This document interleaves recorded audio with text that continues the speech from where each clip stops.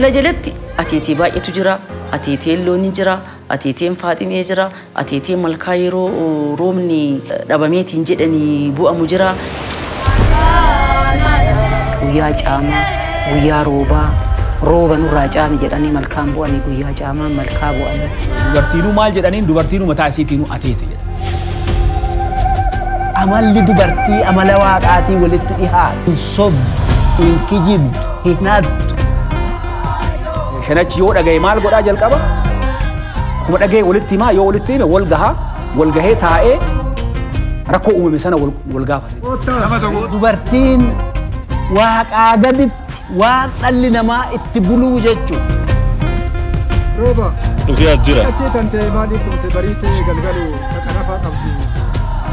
Idaayyaa tatuqaa hin qabne tatuqaa hambaati tuqaa hin qabne maaliif tumte? Deettuu adda kanafaa hin tumne. Oduu durii keessatti waan baratantu jira. Dhageettii gurra ambaa seenaa keessatti waan baratantu jira.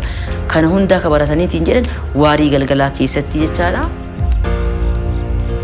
Osoo lalii ulfinna keemisa gootii garii haadheedanii lafti teenna miti.